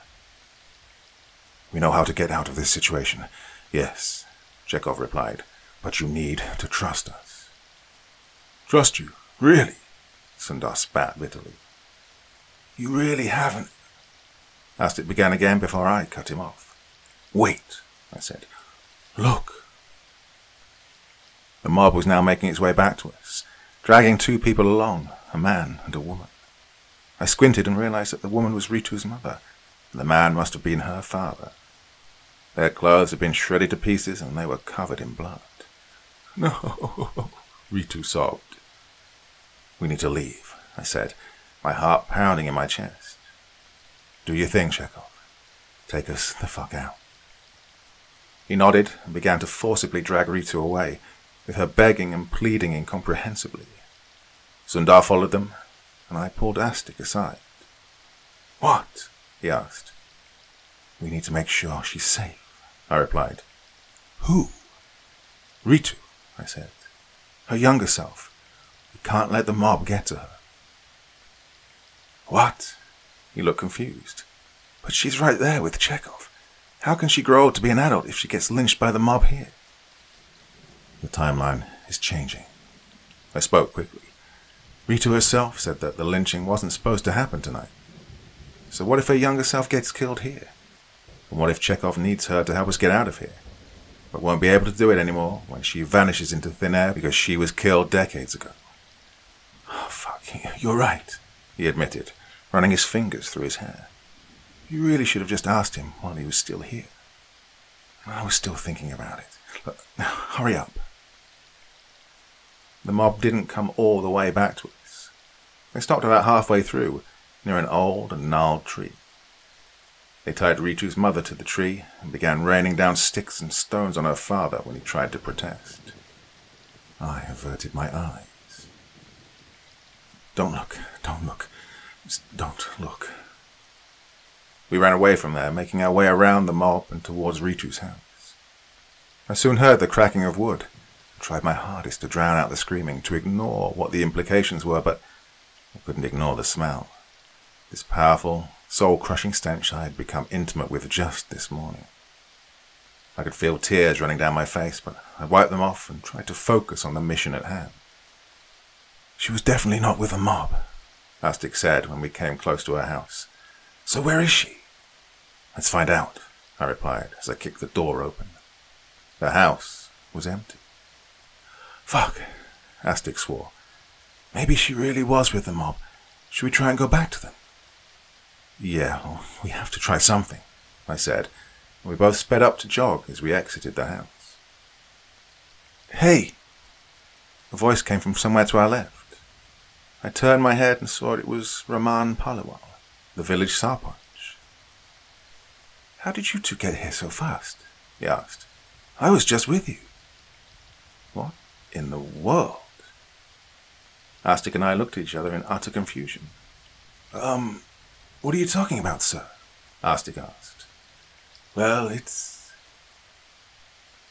I didn't hear what he was saying because the next moment the world went dark, and I lost all sense of sight. Fuck, Astic groaned. It's happening again. Sure enough, I felt my stomach lurch, like I was falling through the air and an intense pressure built up on my eardrums.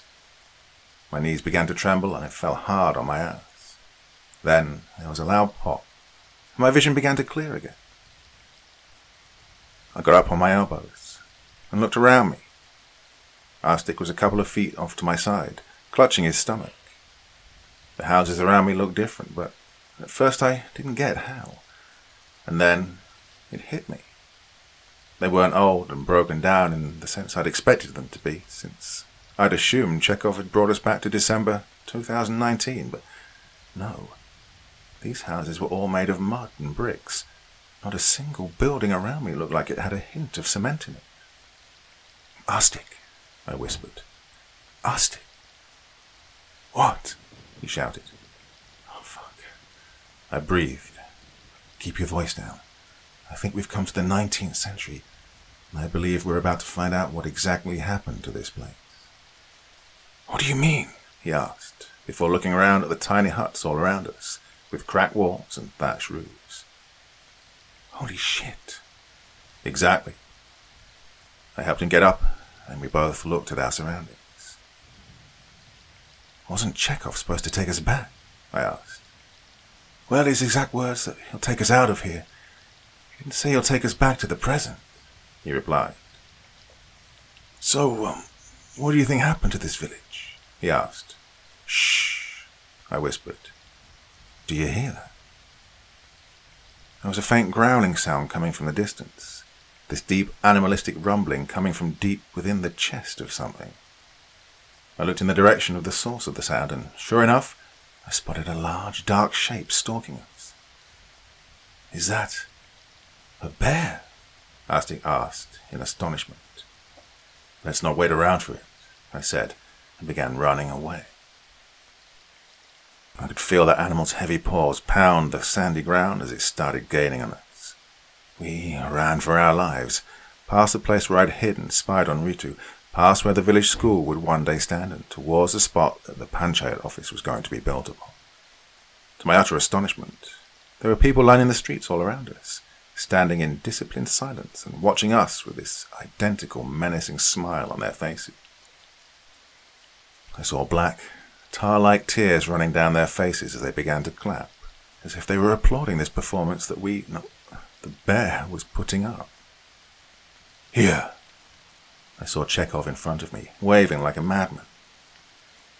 I could almost feel that infernal bear's hot breath on my neck, and I ran with even more power as I ran into the house that Chekhov was in, who slammed the door shut as soon as Astic was inside. The wooden door shook wildly on its hinges as the bear crashed into it, but mercifully it held on, and just like that, the bear retreated for some unfathomable reason. I put my hands on my knees and began panting and wheezing. Someone placed a meaty paw on my back and helped me breathe. I thanked Chekhov as he proceeded to give me a bottle of water. Everyone was here in this little hovel. Sundar was crouched near the wall on the back, while Ritu was sitting off to the side, deep in thought. And in the middle sat Korshavya, the one who travelled back with us, with her hands and feet tied, snarling rabidly at us as black tears gushed down her cheeks. You know, Astic said venomously, some answers right now would be really fucking nice. Is she okay? I asked Chekhov, jerking my chin towards Ritu. Yeah, she's the cause for this, he replied. Explain, I said. As you guys saw, in 1988 her mother was falsely accused of witchcraft and burnt alive, while her father was beaten to death, he said. This traumatized young Ritu, who with the help of Kaushalya Paliwal and her husband Raman Paliwal, survived the incident. She left the village and grew up in Jaipur. But she never forgot how she'd been treated by the villagers, how her family was butchered that night, he continued. She vowed vengeance, just didn't know how she'd achieve it. The chance presented itself when she went to England for her studies and discovered actual witchcraft while trekking in the countryside. She learned the very same craft that her mother had been falsely accused of. Dear God, I said. What did she do? She summoned something, Chekhov replied. We're not entirely sure what, but that thing fed off her hatred and grew immensely powerful and wiped out the village to sate her anger and its own lust for violence. But the village is a famously abandoned historical site. How? Astic asked. It's just a theory, but I think that it sent the villagers from 2019, when it was summoned, back to the 19th century where they were killed by the then inhabitants of the village who had been possessed by the millions of the demon that Ritu summoned. They are the ones we just saw outside, Chekhov answered. Demons, oh, good God, Astic muttered. She's the one responsible for all of this, Sundar whispered angrily. But how did we come back in time? I asked, ignoring his bile. The demon is bound to Ritu. She can use some of its powers too, just like it grows stronger by being attached to her, Chekhov explained. Attached to her? I asked. Not physically, he replied quickly. Oh, fucking leeches, Sundar spat. So why did she bring us here? Astic asked. She didn't, Chekhov answered. The demon did. He wants to wipe us off along with the rest of the village. Tie up the loose ends. Loose ends? What does a demon this powerful have to be afraid of? I wondered. There are predators for every hunter. The Russian Orthodox Church was aware that a very powerful demon had crossed over to our side. His Holiness, the Patriarch of Moscow, and all Rus himself deputed me to investigate the matter, Chekhov replied. So you're a fucking priest. Does that mean you can... I was cut off by the sound of a loud, bone-rattling horn. What the fuck was that? Sundar asked. I peeked out of the window and saw something that was so terrifying it froze the blood in my veins. All the people of the village, the 19th century inhabitants that is, who had presumably killed the ones we'd been living with already, were lined up in front of our hut. Hundreds of them, all looking at us and smiling. In front of them was a figure, this tall, naked and hairy man riding a freaking bear. In one hand he was carrying just the longest horn I'd ever seen, and there was a snake wrapped around the other arm. He was wearing a lion's head, like a mask. He cracked the snake like a whip against the bear's hide, who roared in rage, making me shake in my boots. It's him, Chekhov whispered. The one responsible for this. Can you stop him? Can you fucking stop him? Sundar cried pathetically. Not until I know his name, he replied. I need to force the demon possessing Kaushalya to tell me his name, while Ritu works on a spell to get us out of here. What do you need? I asked. Time. I need some time. Both of us do, he answered. I looked back at the monster outside, this towering, fearsome creature from hell, and quickly averted my eyes. I can't even look at this thing. You want us to buy time from him?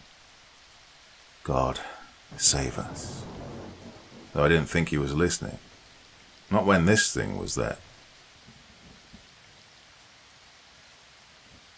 Part 5. You really expect us to hold off a fucking army of demons? I shouted, louder than I should have. It'll only be for a short while, until I can find out their master's name and Ritu can take us out of here, Chekhov replied. I looked at Ritu, who was sitting with her eyes closed, mumbling under her breath. If she summoned it, how is it that she doesn't know its name? Astik asked. It doesn't work like that. You don't get to choose who comes across. The process is... Chekhov began, but I cut him off. Enough. Stop wasting time. Focus on the task at hand. I ran to the door and put all my weight against it. Not that it would stop that infernal monster. Astik joined me and we both braced ourselves for the impact to come, but it never did. Instead, we heard the pitiful cries of a man. What in the world?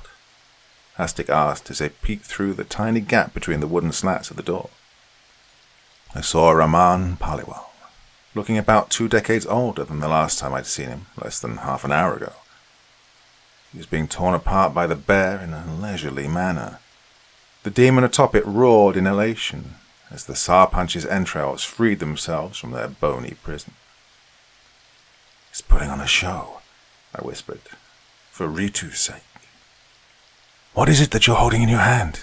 I heard Astik ask. I glanced in his direction and saw him looking at Sundar. That's when I heard the footsteps of the bear drawing closer. Dum, dum, dum. I could feel the sand shift and sink as the monstrous beast leisurely walked towards us before letting off a blood-curdling roar. Having had its fill of torturing Raman, it was now coming to kill us. It's just alcohol, Sundar replied. Give me that, Astik said, and trotted over and snatched the bottle from him. I felt warm and stale air wash over my arms before I heard this rough, almost guttural sound of the bear breathing as it pushed its nose against the door. Lakshya, Astik said calmly. Open the door when I tell you. What? I said, fear clutching at my heart as I grabbed the door handle so hard my knuckles started to turn white. Are you crazy? I'll start off with the prayer to St. Michael, I heard Chekhov say, before he began reciting something in Latin. Princeps gloriosime caelestis militiae, Sancte Michelangelo, defende nos in proelio et colluctiatione. Just fucking trust me, okay? Astik said, as he tore off a piece of his shirt and stuffed it down the bottle. Oh God, oh God, oh God, Sundar whimpered. The bear slammed against the door and I almost lost my balance. Dust flew off the door and entered my windpipe, making me cough. I quickly composed myself and pushed against the door as the bear shuffled around in the sand and crashed into it again, making my bones rattle. Are you fucking ready yet? I yelled at Astik. Tell me the name of your master, Chekhov yelled as Kosalia began screaming in pain. Almost, Astik replied as he set the cloth on fire using his lighter. The bear slammed into the door again, tearing it off its hinges and sending me flying backwards. Its dark silhouette began to slowly enter the room, with the bear softly growling each step of the way. His name, Chekhov yelled, as Astik tossed the Molotov cocktail at the demonic bear. The glass shattered and the flames spread all over the infernal beast almost instantly, before dying just as quickly. But the damage had been done, as the bear screamed and stumbled and fell backwards, taking its master down with it. Purson!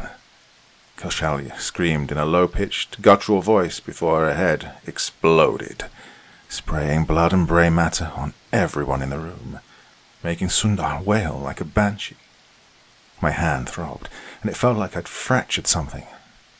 I pushed the door off me and slowly got back on my feet, gnashing my teeth together to fight through the pain. A high-pitched, almost hawk-like screech tore through the air as I saw the demon standing on the doorway, fists clenched in rage. I covered my ears to protect myself from the pain, as I momentarily lost my hearing.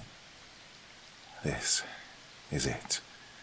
This is how we die, ripped apart by a fucking biblical monster in a village in Rajasthan.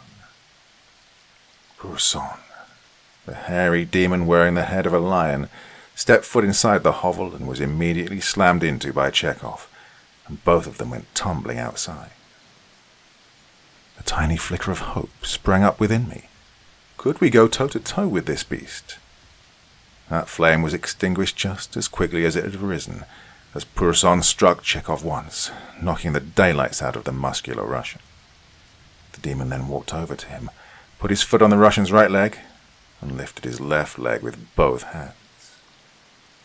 Purson then looked at us, both Astik and I, who stood frozen in terrified silence, as he cocked his head to the right, as if he was taunting us, and then began to pull. Chekhov screamed this inhuman, anguish-filled sound that no one should ever have to listen to in their lives, as the demon slowly, but firmly, began to rip him into two pieces, from the groin up to his head.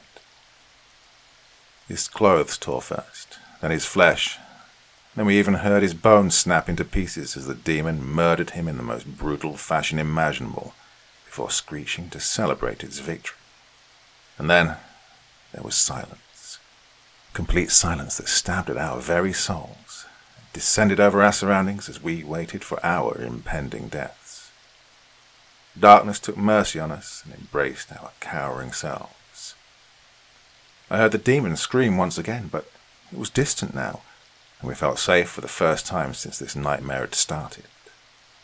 My stomach lurched, and then there was a pressure on my eardrums which cleared painfully, but I thanked this pain with everything I had, for this suffering seemed like bliss in comparison to what Chekhov had gone through. And then there was light. I looked up at the bright moonlit sky and saw the stars naughtily shimmering at me. I coughed, rolled over onto my side, and looked at the others. "Where are we?" Astik whispered. "Oh, scratch that. When are we?" Ritu hopped over to me and helped us get up, and I saw Sundar off to the side, dry heaving on the cold sand. 1998, she replied softly. "I'll need to do this again to take us back to 2019. "It's your fault," Sundar spat angrily. "You bitch. None of this would have happened if it wasn't for you." "She's also the one who's going to get us out of here," I retorted. "So cool it." "He's not wrong," Astik grunted as he got up on his feet. "She forced us into this situation. But you're right. Sundar needs to fucking chill." "I'm sorry." She started to cry. "I never wanted any of this. I thought that I would come back and save my parents, or that none of this would have happened, and no one would have to die, but I just ended up getting even more people killed." She buried her head in my chest and wept. I consoled her awkwardly as Astik rolled his eyes. "So, what night is this anyway?" Astik asked. "Is it the night your parents were killed?" She nodded as she wiped her eyes. "It's the one night that has influenced my mind the most. Easy to concentrate on it." "Before the lynching or after?" he questioned. "Before," she answered. "Always before." "That means her younger self is still here and in potential danger of being murdered by the mob," I deducted. "Yeah," Astik sighed. "We need to make sure she survives, while Ritu, you need to get started on sending us back to the present." "And the demon?" Sundar asked. "What about him? We're just going to let him get away?" "Chekhov was the only one here who was trained to handle that thing, and he was ripped into two pieces," Astik answered, exasperation clear in his voice. "You want to fuck with that thing? Be my guest. I'm going to be as far away from it as I can get." "Keep your voices down," I cautioned. "We are near the Panchayat office. Our past selves are sleeping right upstairs. Let's not add more chaos to this situation by waking them up." We decided to split up there. Rita went into the Panchayat office building and hid in a dark corner, and began working on getting us out of there, while the three of us walked out to keep an eye on her younger self, to make sure she survives the events of the night. "Do you think we can do what she can't?" I asked. "Save her family from the mob?" "Focus on ensuring that her younger self makes it out of this alive. That's it," Astik said. "Don't let your little infatuation get the better of you." "I'm not," I said defensively. "Oh, look at you, man," he said. "We just saw a man get split into two. His blood is still fucking warm on our clothes. And you're still obsessed with this girl." "You don't actually trust her, do you?" Sundar asked, his eyes wide. "What if she's working with the demon and only brought us here to feed us to it?" "You saw how distraught she is," I exclaimed. "Why didn't she send us back to the present? Why here?" he asked, his expression turning more and more manic. "I don't fucking trust her." "Sundar, buddy, you okay?" Astic asked. I looked at him alarmed. "What happens if she doesn't survive tonight?" Sundar whispered rapidly. "If she doesn't grow up, then she doesn't summon a demon at all. We don't get sent back in time. Wake up peacefully somewhere in the present. Or a fucking black hole opens up and consumes us for causing a goddamn paradox," I replied. "You need to get a hold of yourself, Sundar," Astic said. "We can't afford to fight amongst ourselves. Are you sure you're going to be okay?" "What's that?" Sundar asked, pointing at something behind us with fear in his eyes. I turned around and saw the panchayat office, the one we'd just come out of, glowing gently under the soft moonlight. Beautiful sight, sure, but it was the window on the first floor that drew my attention. Near it was a humanoid figure, lashed onto the walls like a terrifying spider, crawling over to the window next to it. "It's Kosharia," Astic whispered. "She's going to enter our room and scare the shit out of you." "Ah, yes, I remember that. I was too scared to even move, and I knew that she would have killed me if the glass window hadn't magically shattered." "Oh, so that's how it happened," Astic whistled as he bent over, picked up a stone and threw it upstairs, breaking our room's glass window. I heard movement upstairs and knew that our past selves were about to wake up. "Damn," I whispered, my voice full of awe. "So fucking weird." Sundar chose this moment to scurry off. His footsteps pounded the sand as he ran with all his might towards Ritu's house. My brain made the connection almost instantly, like a puzzle piece clicking into its correct position, and I began sprinting after him. He's going to kill young Ritu. Astic must have made that deduction as well, because he was right on my heels as we almost kept pace with Sundar, who ran like his life depended on it. We ran through the narrow, dirt and garbage-riddled streets to this strange village that we'd become so intimately familiar with as we tried to stop this man from killing our one hope of getting out of here. Sundar's mind had snapped under the weight of all the insanity it had witnessed this night, and he had stopped thinking rationally. He was lashing out like a cornered animal, trying to protect itself in any way it could think of in this manic state, making him extremely dangerous and a major threat to our survival. We knew we had to stop him however we could. He ran past the village school, into the locality inhabited by the lower castes of the village, and even past Ritu's house once he realized we could catch up with him, only stopping once we'd crossed the tree that Ritu's mother was tied to, and then set on fire. He quickly picked up a rock and swung his hand around wildly, threatening to use the stone as a weapon to bludgeon us to our deaths. "Stop! Sundar!" I yelled. "For the love of God, please stop!" "You're working with her, aren't you?" he asked, his eyes darting around rapidly. "You're going to feed me to that demon. I've seen you talking to her when you think no one is looking at you. You're going to sacrifice me, just like Rathor." "That's not right, Sundar," Astic spoke, trying to keep his voice calm. "That's not what happened. We only hid Rathor's death because we didn't trust those two." "You expect me to believe that? You could easily have told me what happened to him, but you didn't. You might think I'm stupid, but I'm not. You're working for that Shamar whore." "That's not right," Astic said. "Don't fucking use that word," I shouted. "Control yourself, Laksha," Astic told me.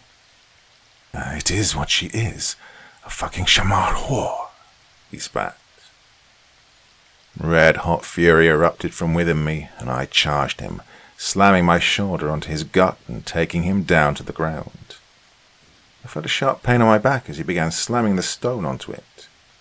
Arstic joined the fray, trying to help me restrain him as the two of us rolled around on the floor, wildly struggling to get control over the other. He bit my ear, and I screamed in pain, and that's when Arstic caught hold of his hand and put his legs onto it, to get him to drop the stone. But I wasn't aware of it. Anger had taken over every other thought in my brain as I took his head in my hands, lifted it with all my might, and smashed it onto the rocky ground below him. And again, and again, and again, until blood and brain matter began to leak out of his head. Arstic slammed into me and pushed me off him, but it was too late. Sundar's eyes had rolled back into his skull, and his tongue hung loosely from his mouth as a lifeless corpse was all that was left of him. I cried tears of anger, frustration, and despair, as I realized I had just killed a man. "It's okay," Arstic whispered, patting me on the back. "It's okay. It's okay." "I killed him," I cried. "I killed him." Yes, you did," he said. "But it was in self-defense." "No, it wasn't." I shook my head furiously. "I murdered him. I wanted him dead, and I killed him." "He was going to get us all killed," Arstic clarified. "What do you think would have happened if he had succeeded in killing young Ritu? Do you think the demon who started this time ship would have just disappeared or let us go?" I wanted to protest, to counter his argument, to get him to punish me for this horrific crime I'd just committed, but I couldn't say anything. My brain was turning into mush.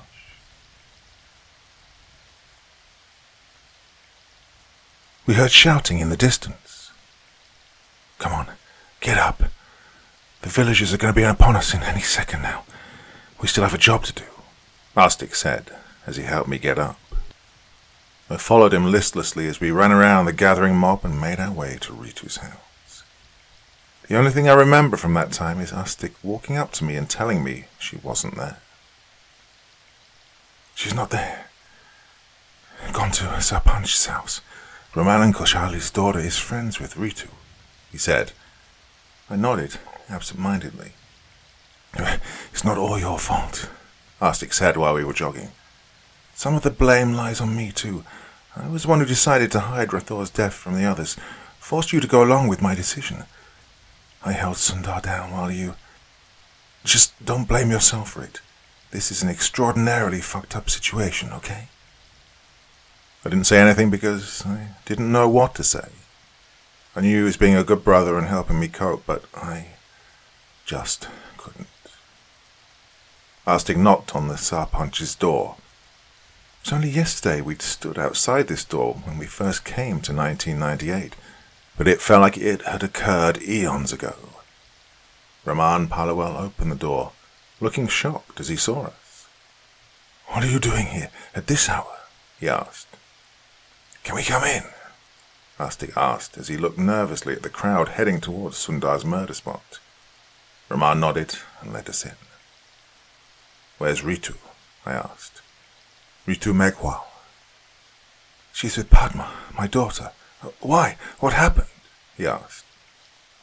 "Her family is going to be lynched. That's what the mob was gathering up for," Arstic explained. "We need to get her to safety." "No, that can't be right," Raman said. "Surely they wouldn't go that far. I mean, yes, this village has had problems with casteism all along, but not this." "Please," Arstic begged. "We don't have the time. We need to move quickly." "What's happening?" young Kaushalya asked us as she came out of her bedroom. "Kaushalya, get Ritu and Padma," Raman said. "You're going to your mother's house." She complied immediately and went to wake up the girls as Raman moved to retrieve his car keys, which he then handed over to his wife, who had the two children now huddled around her, looking scared and confused. Go, Raman said as he bundled them into his car. We could hear the death throes of Ritu's parents as the car slowly left the village and disappeared off into the darkness. "I'm going to check what's happening out there," Raman said after Kaushalya and the kids had left, and walked off towards the mob where he was going to soon run into our past selves outside Ritu's house, and get confused as to how we got there so quickly, and then terrified when he'd see us disappear. He would take this secret to his grave, and I think he would only begin to understand what happened here 20 years later when he himself would be sent back in time to the 19th century by a demon summoned by the young girl whose life he'd just saved, only to be murdered by the then inhabitants of the village, who, in turn, would later snap out of their possession and abandon the village after seeing the strange corpses that to them had appeared mysteriously. Kosalia would be the only one to survive from this village, and only because Ritu is going to see her as the one who helped her that infernal night. "What's taking so long?" Astik asked. "Huh?" I looked at him, confused as I was suddenly brought out of my reverie. It didn't take this long for Ritu to get us to 1998. What's taking this long now? We looked at each other and ran to the Panchayat office, desperately hoping she was okay. Shivers ran down my spine as we came back to the office where we'd left her. Standing outside the office was the fucking bear, and the monstrous demon sitting atop it, who let out a heart-stopping screech the moment it spotted her. Part 6. It felt like roots had sprouted from the soles of my feet and burrowed deep underground, locking me firmly to the spot as I saw the bear stalk me, getting ready to pounce. Yet my knees continued to tremble in fear. The snake wrapped around the arm of the demon riding the bear hissed, as its beady little eyes glinted dangerously in the moonlight. "We need to make a run for it," Astik whispered, keeping his mouth as shut as possible while still being able to communicate. "Go around the back of the office and run up to our rooms." My head bobbed almost imperceptibly, but one sideways glance at my brother, and I knew he knew I'd heard. "Chekhov's gun, upstairs," he whispered as he took off running, with me hot on his heels. The bear roared, the demon screeched, and the snake hissed as our infernal tormentors pursued us, trying their hardest to catch us and brutalize us. We ran around to the back of the building, with my neck beginning to get warm with the bear's stale breath, just as I crossed the threshold of the office, and Astik slammed the wooden door shut, putting all of his weight against it. "Oh, go, go!" he screamed as his body shook each time the bear slammed against the door like a living battering ram. I ran up, jumping over 2 stairs at a time, using the dust-riddled railing to pull myself up, my heart pounding as hard as the rickety door did each time the bear crashed into it. I sprinted into Chekhov's room and began fumbling around, desperately searching for the gun in his luggage with trembling hands. "Oh, please be here. Please be here." My hand brushed against something cold and metallic, and I pulled it out, thanking the stars for my luck when the pistol came into view. I heard the door groan, something terrible as it finally gave way under the persistent attacks by Purson's pet. The dusty floor made me slip and fall down to my hands and knees as I began running back to the staircase. I stumbled again while descending the steps, my ankle twisting painfully as I missed a step and came tumbling down the last stretch, but thankfully I'd held on to the gun. The bear, showing a surprising amount of dexterity with his clawed paws, grabbed Astik by the legs and pulled him outside in one fluid motion, with my brother's screams sounding distant almost instantly. I limped onto my feet and hobbled out of the office, drawing the weapon and aiming it in the general direction of the bear before pulling the trigger. And Chekhov's gun, jam. I almost started hyperventilating as the slide caught awkwardly on the barrel and refused to budge, even as I tried pulling it backwards manually. The bear held Astik down forcefully while I was struggling with the pistol, its claws digging into his flesh, making him scream louder. The demon dropped down from the bear's back and began walking towards Astik in a leisurely manner, seemingly enjoying my brother's suffering. I screamed in frustration and decided just to use the gun as a makeshift club and started to hop towards the demon using my good leg. Poussin saw me and screeched, his voice sounding like nails on a chalkboard, the pain making me close my eyes. By the time I opened them again, the bear was inches from my face, before it slammed into me and began tearing chunks off my body, and then bit me on the shoulder. I almost passed out as the mind-destroying agony flooded through my body, but I held on to consciousness with sheer willpower. No way. Not now, not like this. As the bear was slicing me to ribbons, the sand around me getting stained with blood, my mind was focused elsewhere. Astig jumped up and swung his fist at Purson's jaw, who easily grabbed it and began pounding him into submission, crushing his nose and turning his face into bloody pulp as he rained down blow after blow with his hammer-like fists. I put all of my soul into resisting the bear, needing to get to where Astig was to try and save him in any way I could. But it wasn't enough. My strength was nothing in comparison to the hell beast slashing away at me. The last thing I saw before the lights went out was Purson kneeling on Astig's chest, pulling on his skull with all his might, as blood came gushing out of his nose and mouth. I thought I'd died, but then the pain came back, forcing me back to reality, while threatening to send me back to unconsciousness at the same time. Ritu loomed over me, her eyes wide with worry as she cradled my wounded body. "Astig," I whispered, my body not allowing me to scream like I wanted to. "Where is it?" "He's not here," she said softly as she held back tears. "I can only shift the living." I nodded silently. "I'm so sorry," she sobbed. "It's all my fault, everything." I wanted to console her, but the words were stuck in my throat, held back by a rough mixture of pain and grief. My body was growing cold. I knew I was done for. "No," she said. "Not like this. I can fix it. I can fix this. No one has to die." "Oh, what are you?" I groaned, but it was clear she wasn't listening. She had this fanatic gleam in her eyes, like she was about to jump into the deep end of the pool. Again. "I'm going back," she said firmly. "I'm going back to when I first summoned that demon and stopped myself. I'm going to save you. I'm going to save everyone. Just you wait." I wanted to protest, but she'd walked away from me to sit in an isolated corner somewhere and concentrate. Where are we? I wondered. Had we come back to the present? I turned my head and looked at the ruins I'd seen when I first came to Kuldhara, and got my answer. I would have felt relieved if it hadn't been for the gaping hole in my chest, both metaphorical and literal. I put my head back on the ground and drifted in and out of consciousness, staring longingly at the foggy blue sky, with splashes of pale, sickly orange spilling across it. "Are you just going to give up now, you pussy?"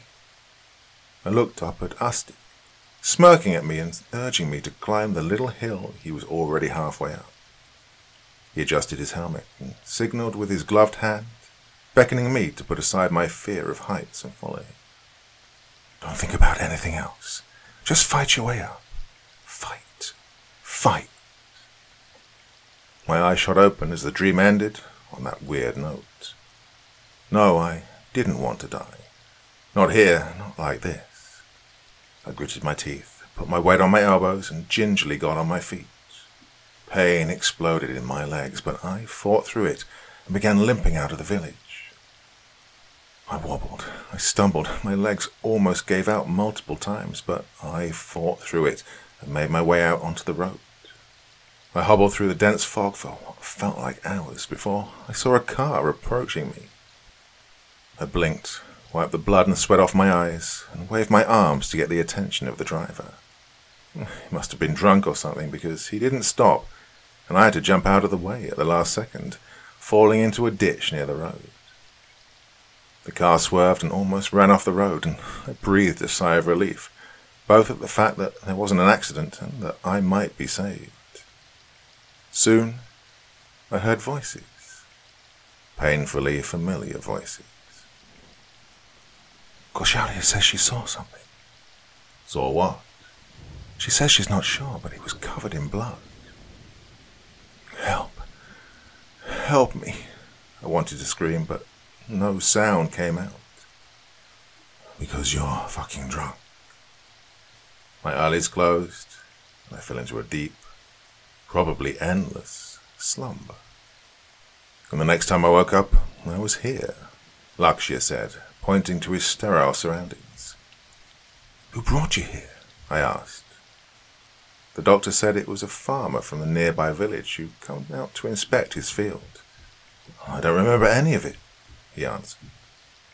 I quickly and silently said a prayer of thanks to that good Samaritan for saving my brother. Not everyone would have been willing to help a wounded stranger, lying on death's door in a ditch somewhere on the side of the road. So, I began, finally trying to confront the question I'd been avoiding for so long. Is he really gone? Asked he. His eyes began to water, and I got my answer. I put my head in my hands and wept for my brother. What about that girl who started all this? Ritu? I asked, after I'd somewhat composed myself. Kuldara is still a famously abandoned village, isn't it? Lakshya asked, with bitter sarcasm in his voice. It's safe to assume she failed and that thing is still running around freely. I nodded. You know what that means, right? Lakshya spat. After all this, it turns out that I was the lone survivor of the village that disappeared over 200 years ago.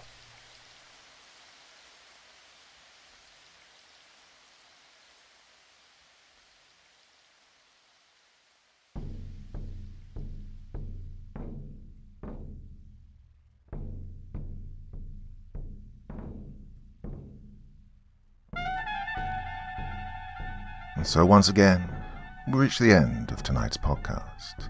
My thanks as always to the authors of those wonderful stories, and to you for taking the time to listen. Now, I'd ask one small favour of you. Wherever you get your podcast from, please write a few nice words and leave a 5-star review, as it really helps the podcast. That's it for this week, but I'll be back again same time, same place, and I do so hope you'll join me once more. Until next time, sweet dreams and bye-bye.